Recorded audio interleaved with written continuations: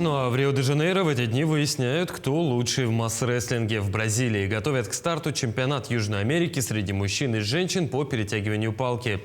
Пройдет также и абсолютка. Почему бразильцы от футбола перешли к масс-рестлингу, чем их привлек наш вид спорта, расскажет Айсена Бурнашова. Когда под боком море, под ногами песок, а на фоне играет босса-нова.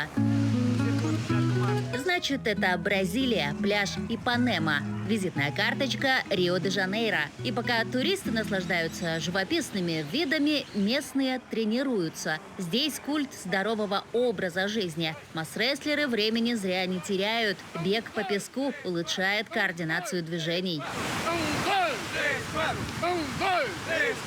Борьба на помосте обещает быть жаркой. Чемпионат объединил сильнейших масс-рестлеров Южной Америки. Ya lo sabes, las águilas no cazan moscas. Соревнования пройдут по всем 14 весовым категориям среди мужчин и женщин. Также спортсмены испытают себя в абсолютном первенстве.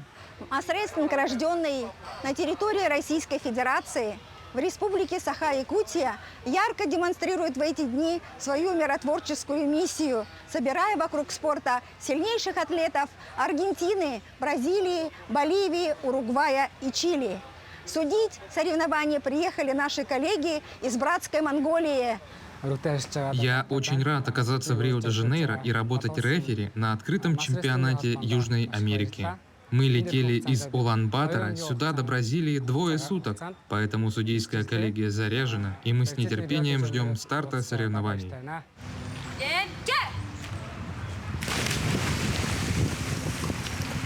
В Бразилии масс-рестлинг развивается с 2012 года благодаря Вилмару Оливейра. Сегодня его воспитанники входят в десятку лучших масс-рестлеров мира. Вот, например, один из них – действующий чемпион Европы Эвандро Памина. Его рабочий вес – 90 килограмм.